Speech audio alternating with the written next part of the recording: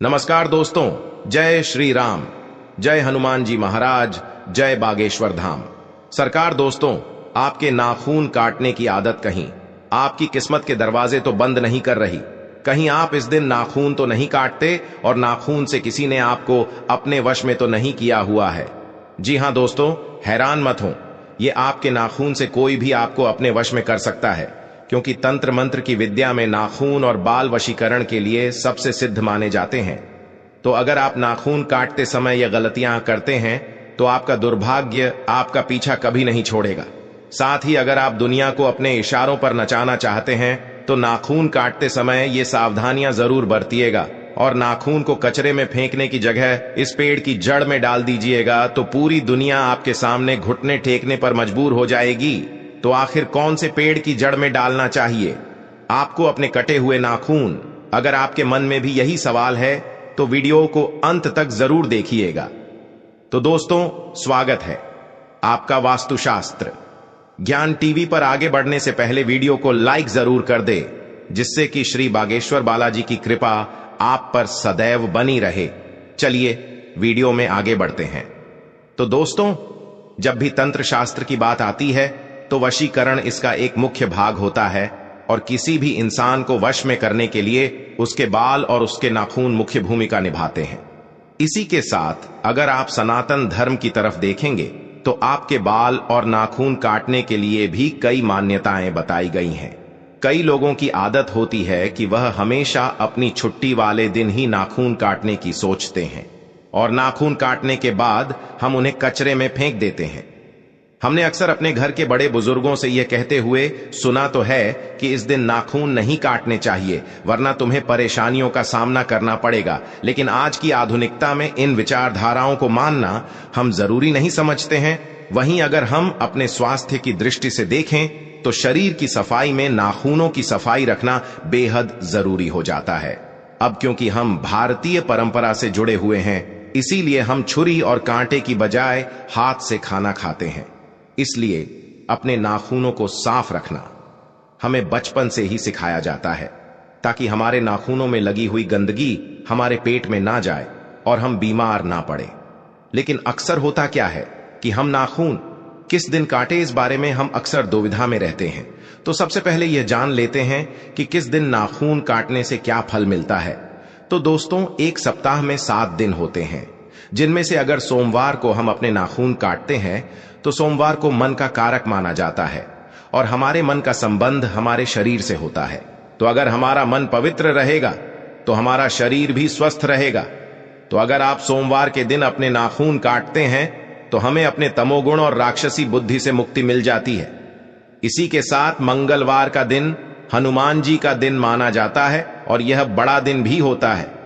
इसीलिए हमारे घर के बुजुर्ग मंगलवार के दिन नाखून काटने से मना करते हैं। लेकिन दोस्तों, शास्त्रों में कहा गया है कि अगर आप मंगलवार को नाखून काटेंगे तो आपको अपने कर्ज से मुक्ति मिल जाती है, और कर्ज से जुड़े वाद विवाद या कोर्ट कचहरी के चक्कर से भी बचा जा सकता है। साथ ही अगर आप बुधवार को अपने नाखून काटते हैं तो आपको धन लाभ होने की संभावनाएं कई गुना बढ़ जाती है। इसके अलावा अगर आप नौकरी पेशा वाले व्यक्ति हैं तो आपकी प्रखर बुद्धि की वजह से आपको धन लाभ होने लगता है और आपकी नौकरी में तरक्की होने लगती है। इसके बाद गुरुवार को अगर हम नाखून काटते हैं तो यह बृहस्पति का कारक होता है। बृहस्पति आध्यात्मिक ग्रह कहे जाते हैं। तो अगर आप बृहस्पतिवार को नाखून काटते हैं तो आपको अध्यात्म की प्राप्ति होती है और आप ईश्वर की तरफ अपना मन एकाग्र कर पाते हैं। साथ ही शुक्रवार को नाखून काटने से आपके जीवन में प्रेम और कला का अनोखा संगम देखने को मिलता है।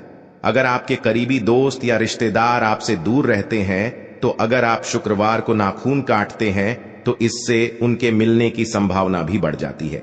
इसी के साथ शनिवार का दिन शनिदेव को समर्पित किया जाता है। दोस्तों, इस दिन बड़े बुजुर्ग लोग नाखून काटने के लिए सख्त मना करते हैं, और यह सही भी है, क्योंकि अगर आप शनिवार को नाखून काटते हैं तो आपका दिमाग कमजोर हो सकता है, आपको मानसिक परेशानियां आ सकती हैं और शनि की कुदृष्टि का सामना भी करना पड़ सकता है।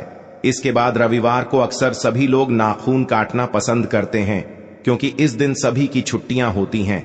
लेकिन शास्त्रों के अनुसार रविवार को नाखून काटने से बचना चाहिए, क्योंकि अगर आप रविवार को नाखून काटते हैं तो आपके जीवन में बेफिजूल की बाधाएं पैदा होने लगती हैं और आपके बनते हुए काम बिगड़ने लगते हैं, साथ ही आपका समय भी बर्बाद होने लगता है। तो दोस्तों, ये थे वो दिन जिसमें आपको बताया गया कि आपको कब नाखून काटने चाहिए और कब नहीं। इसी के साथ ये भी सुनिए कि अगर आप नाखून काटने के बाद उन्हें यहां वहां ऐसे ही कहीं भी फेंक देते हैं या फिर कचरे में फेंक देते हैं तो इससे आपको क्या प्रभाव देखने को मिलते हैं। तो दोस्तों, कचरे में गंदगी, कूड़ा करकट और नकारात्मक ऊर्जा रहती है, और अगर आप अपने नाखूनों को कचरे में फेंकते हैं तो आपके जीवन में भी वही सब होने लगता है, क्योंकि आपके नाखून आपके शरीर से जुड़े होते हैं और अगर ये किसी तांत्रिक के हाथ लग जाते हैं तो आपको तंत्र विद्याओं के प्रकोप का सामना करना पड़ता है। तो इसीलिए गलती से भी अपने नाखूनों को यहां वहां फेंकने की गलती ना करें। गुरुजी ने कहा है कि जो भी औरतें अपने नाखून काटने के बाद उन्हें डस्टबिन में या फिर कचरे में फेंक देती है या ऐसे ही बिखरे पड़े रहने देती है तो इससे उनके जीवन में भी वैसी ही समस्याएं देखने को मिलती हैं। जैसे कचरे में कोई भी उपयोगी वस्तु नहीं होती, गंदगी, बदबू रहती है, उसी तरह उनकी जिंदगी में भी सब कुछ खराब होने लगता है और इसीलिए वैसे भी तंत्र विद्या का प्रभाव बहुत जल्दी देखने को मिलता है। इसीलिए हमेशा हमारे घर के बड़े बुजुर्ग स्त्रियों को उनके नाखून और बाल को सावधानी से फेंकने की सलाह देते हैं। शास्त्रों में कहा गया है कि नाखूनों को काटने के बाद आपको हमेशा उन्हें या तो जला देना चाहिए या फिर किसी पेड़ की जड़ में डाल देना चाहिए। आप शुक्रवार के दिन अपने नाखून काटिए और शनिवार के दिन उन्हें कपूर और लौंग के साथ पूरा जला दीजिए, और जब उनकी राख बन जाए तो इन्हें आप अपने घर में किसी भी पेड़ में डाल सकते हैं। ऐसा करने से आपको अपने जीवन की बाधाओं से मुक्ति तो मिलेगी, साथ ही किसी भी नकारात्मक ऊर्जा का सामना भी नहीं करना पड़ेगा।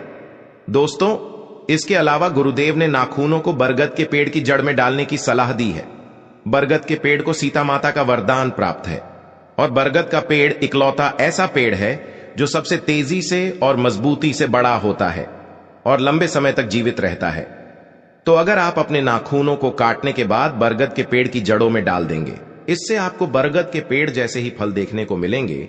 आपका धन भी लगातार बढ़ता रहेगा, आपकी सफलता मजबूती से आपके साथ चलेगी और आपके जीवन में कोई भी परेशानी ज्यादा दिनों तक नहीं टिकेगी और आपको ज्यादा नुकसान नहीं पहुंचाएगी। इसी के साथ नाखून हमेशा सूर्य के ढलने से पहले काट लेने चाहिए।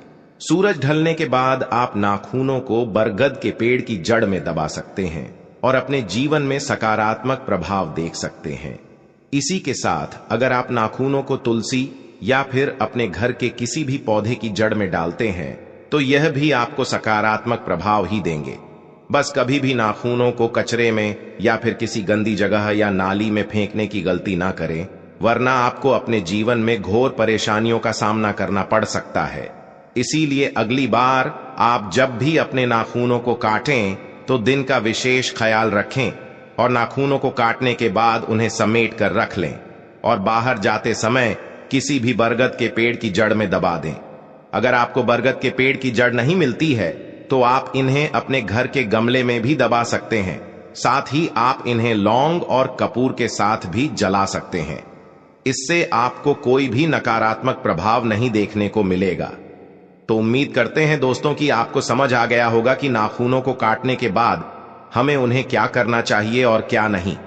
अगर आपको ये वीडियो अच्छी लगी हो तो वीडियो को लाइक जरूर कर दीजिएगा और कमेंट बॉक्स में जय श्री राम, जय बागेश्वर धाम सरकार, जय हनुमान, जय सीताराम जरूर लिखें और इसे ज्यादा से ज्यादा शेयर करके बाकी लोगों तक भी पहुंचाएं।